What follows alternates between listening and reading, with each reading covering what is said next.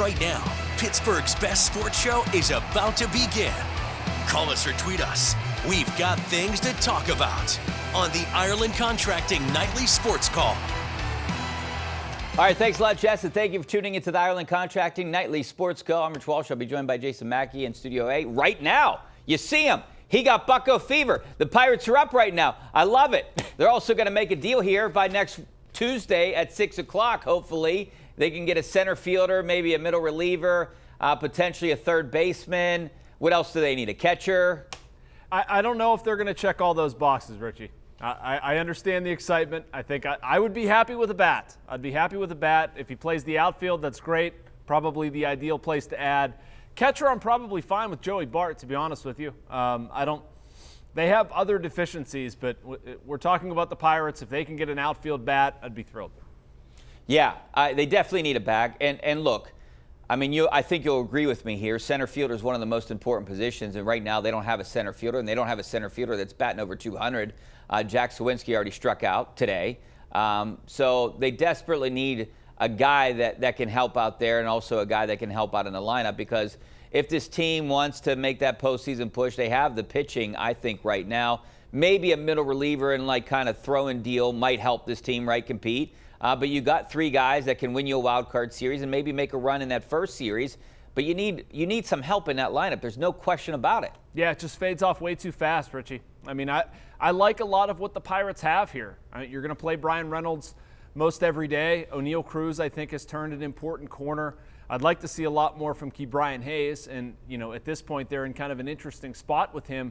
Do they sit him down? Probably not. I think you have to play him through these struggles and hope you get something out of them. Rowdy Tellez, since a poor start, has been really, really good. I'm not looking to do anything at first base. Nick Gonzalez has been a must-play option at second base. Beyond that, though, I said earlier I'm fine with Joey Bart as my catcher, and that's true.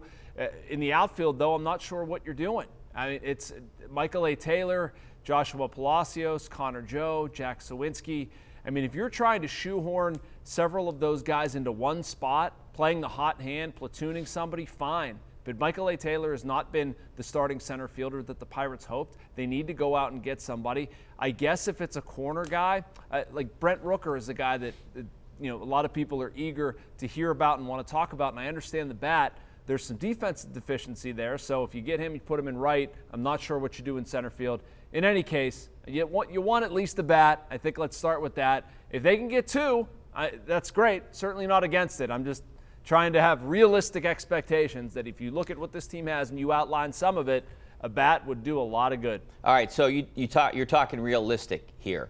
And, obviously I want Luis Robert. I'm sure a lot of people do. The price tag would be high, especially considering a lot of teams are going to be in the mix for him. We're going to try to get him, right? Jazz Chisholm would be a good, option number 2 sure. To play center field. Decent bat, good center fielder, questionable locker room kind of guy, maybe is what I'm hearing. I don't know. That's just what I heard. Maybe you could get him. And then I'm hearing these rumors, and I just saw it. Ken Rosenthal, I believe it was him that was saying that the Pirates potentially are in the mix for Yandy Diaz. Yeah, this is the way the Pirates operate. This is like my yearly disclaimer for Pirates fans, and they cast a very wide net. They make a lot of phone calls. They show interest in a lot of players. And so they're going to get linked to a lot of players because agents around the league and, decision makers around the league this time of year, they talk and they trade information. So, yeah, Yandy Diaz would make sense. Jazz Chisholm would make sense. Taylor Ward is another player that they've called on. There are some guys from the Nationals, Lane Thomas, Jesse Winker. They would make sense. Luis Robert, I think the price is probably going to be a little bit too steep for them. Is that right? I don't know. I don't know what the price is. I don't know what the ask is. If I'm the Pirates, I'm willing to trade basically any prospect. I've said this consistently when talking about their trade deadline plans. The one guy I'm not willing to go there on is Bubba Chandler. I think he's too good, and I think it's too important for this team to have young pitching. But aside from that, let's have a conversation about anybody. Really. Even Tamar Johnson? Yeah. Yeah. Depending on the deal, I'm not going to trade Tamar Johnson for Taylor Ward straight up. Yeah. At least I don't think so. Of course. But, you give me the right deal, I'm not against it. So we mentioned, about 6 names. Do you think any one of those names will be a Pirate on Tuesday night? Yeah, I think it's Yeah, I think it's entirely possible, Richie. One guy I didn't get to is J.J. Bleday from the Oakland Athletics. Rooker and Bleday are the two guys that make a lot of sense there. I like Bleday just because I think there's pedigree there. He's a Vanderbilt guy. They've got some intel on him via Brian Reynolds. Is a very good defensive center fielder, can handle himself out there, has plenty of years of club control. But, yeah, of the list we mentioned, there are a lot of guys there that make perfect sense for the Pirates. It wouldn't surprise me one bit if they wound up with one of them. So you mentioned if you were the Pirates, you would trade prospects to get one of these guys. But unfortunately, you're not the Pirates. So what are the Pirates are going to do with the, it seems like they want to keep these prospects. And the other question I want to add to this, Jason, I know it's a different regime, but do you think a Chris Archer type deal is scaring them off from making a bigger deal? No, I don't. And I don't think that's an issue here. The only thing I would say with the Archer deal, Richie, that might scare them off is they do things, how do I explain this, that are very metrically sound. That probably doesn't make sense. They have very specific valuations on players. So they're analytics. They really buy very into analytical, those. as they should be. And so when you get into a deal like that, where you're trying to weigh both sides of the deal, you're trying to look at what one player represents and what, three on the other side represent, it's tough to balance that scale. So I think that's the prohibitive factor. But the question was, will they be scared off from how much of a screw-up the Chris Archer trade was? No, I don't think they will. It's like if you and I are in the same fantasy football league and I'm trying to get your star and giving you 4 bums, right? So obviously you're not going to do that. All right, but we got to take a break. I'm going to continue the Bucko Talk. 412-575-2600 is the number. Back in a couple minutes. All right, welcome back to the Ireland Contracting Nightly Sports Call. This is our GMC Tweet of the Night from Liverpool FC, Acrisure Stadium. Good game going on there right now. All right, we're gonna go back to talking a little bit about the Pirates and the Steelers, and I'm gonna bring up Steelers a little bit. Jason, you were out there, I was out there today. What I want to bring up really is the Russell Wilson. Why in the world are they having their starting quarterback moving a sled? What is going on over there? We were there. We didn't see that. I didn't see any other quarterbacks pushing a sled, Richie. Nor can I think of the logic for having your starting quarterback push a sled. Never. What are we doing here? I know, exactly. So he didn't practice the first or the second day. It doesn't sound like, I think he would have said if he was going to be back to practice tomorrow. So it doesn't sound like, he'll be back there tomorrow, potentially this weekend. If not, I'd imagine he's going to be back there very soon. He doesn't really need this type of practice right now. He did say to us, if it was a regular season, there's no question he would be out there. Yeah, and that makes sense to me. We're joking about the sled, but let's check the calendar here. What does Russell Wilson have to gain at this point? Honestly, Richie, I think the important thing, or, Justin Fields is getting reps here. I don't know what the appropriate metaphor or term I was looking for, but you got a backup quarterback who very well could play an important role in this team this season. He's getting some free reps with the ones. And honestly, the day I was out there, Justin Fields looked outstanding. And it's been that way throughout OTAs and minicamp. If the Steelers have to play him, I don't think that's going to be a bad thing. Personally, I don't think they're going to get there. I like what I've seen from Russell Wilson in this offense. I like what they're capable of doing. I like how they've rebuilt the offensive line. I think they're going to be able to run the ball effectively. But if it gets to Justin Fields, he's looked pretty good. Yeah, and you're getting a really good look at him right now. And maybe potentially he is the quarterback of the future. So you see how he's working with the first team and some of these guys early on in camp. All right, let's go to Josiah out in San Antonio. How you doing, Josiah? Hey, Rich. Hey, Jason. Hey, thanks for calling. Josiah? No problem. Just a quick question. I think with Najee Harris, the Steelers are making a terrible mistake. It seems like he's going to walk at the end of the year. My thing is this. Letting him go and putting Jalen Warren at the starting running back, we've kind of seen this already with Bell and Connor. When Bell left, you seen Connor totally wasn't it. And I think less is more with Warren. Just keep him as a backup is better. But I think they need to sign Harris. And just real quick with Cam Sutton.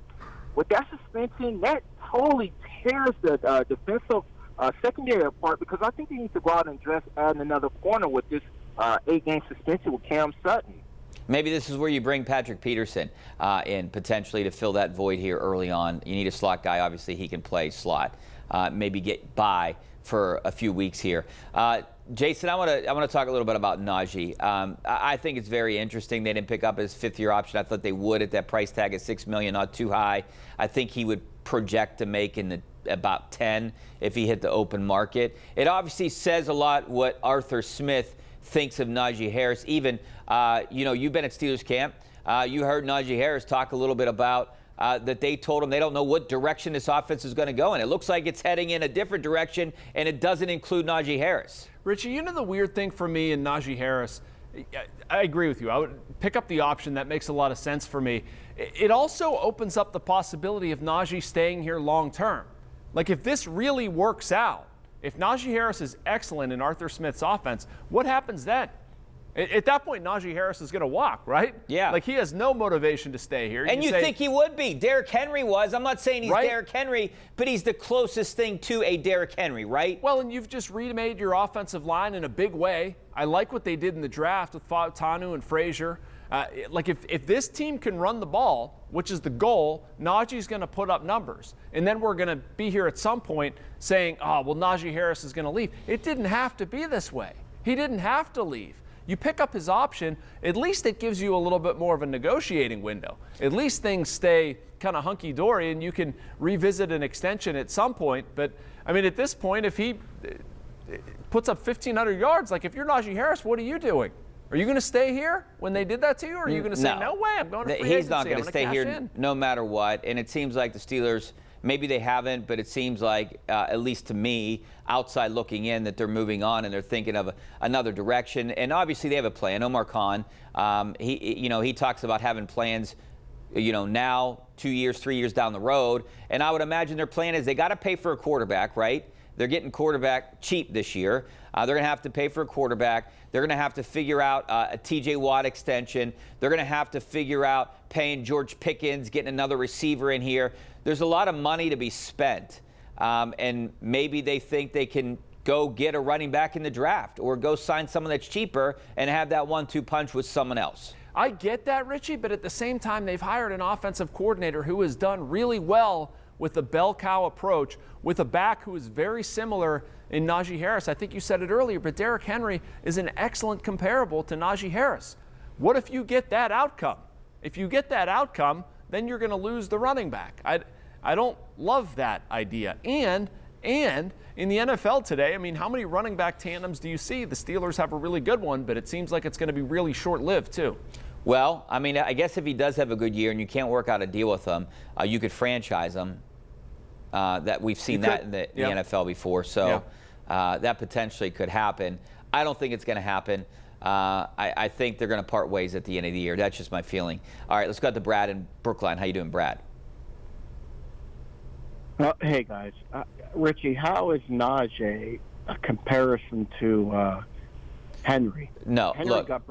Henry got breakaway speed. I said he's the closest thing to a Derrick Henry. I'm not saying that he's a Derrick Henry. He's the farthest thing from a comparison. All right, give me another comparison to Derrick Henry in the NFL. I said he's the closest thing to. There is no one close to Derrick Henry. I understand that. But he's a big back with some speed, and that's what I'm trying to say here, Brad. Nobody's saying he's Derrick Henry. It's a big back who runs straight ahead. I mean, Nick Chubb could be the guy, but Nick Chubb isn't nearly the size of Derrick Henry. I don't know. Brad's not there anymore. Big Bad Brad. I mean, I know he wanted to rip on me for making that analogy, but I think Najee is the closest to it, and he kind of intimated that in the interview we did with him on Wednesday. Richie, stop calling Najee Harris Jim Brown. He's not Jerome Bettis. He's not Walter Payton. Just calm down. I already have a gold jacket on him, right? I mean, evidently. That's the way this is being interpreted. I'm just saying, for $6 million, you pick it up. You do. But I think there's got to be another plan, and that's what I was trying to explain here. And there's obviously another direction that doesn't include him. You can take your logic, pal, and you can go take it right home. I'll tell you what. Yeah, I mean, they have to have another option. That's the only logical explanation. Hey, what's their other option at wide receiver? Oh, man, that's tough. Excuse me. And they're going to have to sign Pat Freiermuth, by the way. Yeah. So there's money right there, too. I'm getting some water so I don't cough on you. That's all right, but they're going to have to sign Pat Freiermuth. They need a wide receiver. They probably won't get one this year. Despite some reports I still see out there about them getting Brandon Ayuk and other receivers. That's not going to happen. Trust me. No, Ayuk doesn't make any sense to me. Pat Freiermuth could be their de facto second wide receiver. Yeah, I think so, too. The way he's been utilized so far, that's what it looks like to me. Van Jefferson, I guess at this point, is the leader in the clubhouse. Roman Wilson, maybe he steps up. I think that's a lot to ask. Calvin Austin. I mean, I think it's going to be by committee, and then I think you're going to see a lot more Pat Freiermuth. Yeah, I think Pat Freiermuth is going to be a big part of this offense for sure, and he's going to get a contract here from the Steelers at some point soon. All right, we got to take a break. Back with more of your phone calls. Hopefully not ones like we just had, but maybe one or two more. Back in a couple minutes. I'm really liking Luis Ortiz. This is the guy that we've always hoped that he would be. He's figuring it out, Richie. And you know what? The Pirates did some serious repair work with him last season, a little bit before, and I thought they were nuts. I think a lot of people thought they were nuts. It was too much too soon, and I and some other people are really going to have to start eating some words, eating some crow, eating something, because he's been outstanding. I've heard also some weird chatter about maybe trading him. Absolutely not. He's their number 3 starter and fantastic. Where do you put Jared Jones in this rotation when he comes back? In it.